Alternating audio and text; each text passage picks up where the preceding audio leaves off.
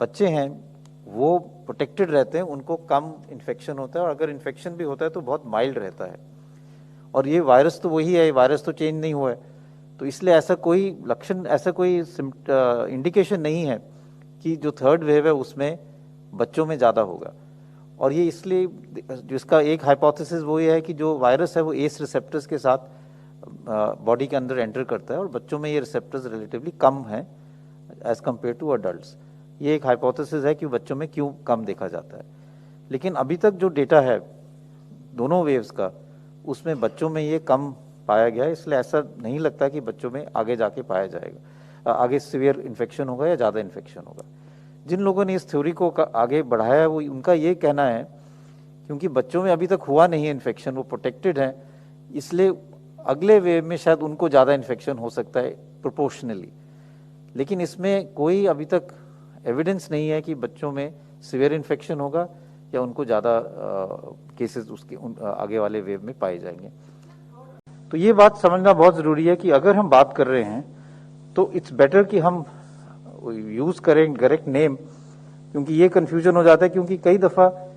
कुछ एरियाज में अगर फंगस ग्रो करे तो उसका कलर अलग लग सकता है, और उसको आप एक ही फंगस को अलग अलग कलर के नाम से लेबल करने से कन्फ्यूजन हो सकता है। ज़्यादातर अभी जो देखा जा रहा है वो म्यूकरमाइकोसिस है, ओकेजनली कैंडिडा इन्फेक्शन और एस्परजिलस इन्फेक्शन लंग्स में पाया जा रहा है। जैसे मैंने पहले भी कहा था, म्यूकर जो है एक फंगस इन्फेक्शन है जो मेनली सॉइल में देखा जाता है, एनवायरनमेंट में है, और it is not a communicable disease, यानी कि एक व्यक्ति से दूसरे व्यक्ति को वैसे नहीं फैलता है जैसे कोविड फैलता है। तो अगर एक व्यक्ति जिसको म्यूकरमाइकोसिस है वो और किसी व्यक्ति के साथ बैठा है तो ऐसा नहीं है कि उसको फंगल इन्फेक्शन उससे फैल जाएगा, तो ये समझना बहुत जरूरी है।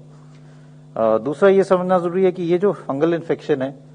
90 to 95% जो पेशेंट्स हैं जिनमें पाया गया है उनमें या तो डायबिटीज है या साथ में स्टीरॉयड यूज किया गया है। जिन लोगों को डायबिटीज नहीं थी या जिन लोगों को स्टीरॉयड्स नहीं दिए गया उसमें ये बहुत रेयरली देखा गया है, इट इज नॉट अनकॉमन। कई दफा लोग ये कहते हैं कि ऑक्सीजन के साथ ये है, इसका लिंक है, लेकिन कई पेशेंट्स ऐसे भी हैं जो घर पे इलाज कर रहे थे जिनको ऑक्सीजन की जरूरत नहीं पड़ी, घर पे उन्होंने स्टीरॉयड्स ले लिए और शुगर उनकी कंट्रोल नहीं हुई,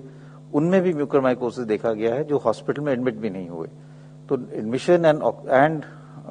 oxygen is not one factor which is definitely linked with this. Hygiene रखना तो वैसे भी जरूरी है, स्पेशली जिनको डायबिटीज है, क्योंकि अपॉर्चुनिस्टिक इन्फेक्शन उनमें ज्यादा है।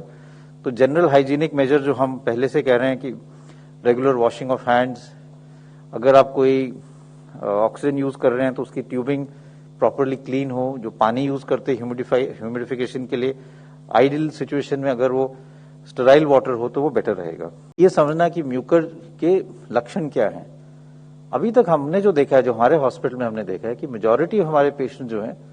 उनको म्यूकर अर्ली स्टेज में हो रहा है, तब अभी वो कोविड पॉजिटिव ही हैं। ये एक चैलेंजिंग सिचुएशन होती है क्योंकि आपको एक जिनको म्यूकर माइकोसिस है उनकी ट्रीटमेंट जो है वो लंबे टाइम के लिए चलती है। तो शुरू में आप उनको, वो कोविड पॉजिटिव रहते हैं, 80% जो हमारे पेशेंट दाखिल हैं वो अभी भी कोविड पॉजिटिव हैं, तो वो कोविड एरिया में है। लेकिन जैसे उनकी ट्रीटमेंट चल रही है, कई दफा सर्जरी भी करनी पड़ती है, डिब्राइडमेंट, फिर वो कोविड नेगेटिव हो जाते हैं, फिर उनको कोविड पॉजिटिव एरिया से फिर नेगेटिव एरिया में शिफ्ट करना पड़ता है। तो हॉस्पिटल्स के लिए चैलेंजिंग ये है to have 2 mucor wards, 1 for positive patients and 1 for negative patients, क्योंकि उनकी ट्रीटमेंट जो है वो तो कई हफ्ते चलती है, जो एंटी फंगल ट्रीटमेंट है। और सर्जरी भी जो है उसकी टाइमिंग जो है वो जरूरी है, क्योंकि ये भी सही है कि कोविड अगर आप पॉजिटिव हो और बहुत एग्रेसिव सर्जरी करो तो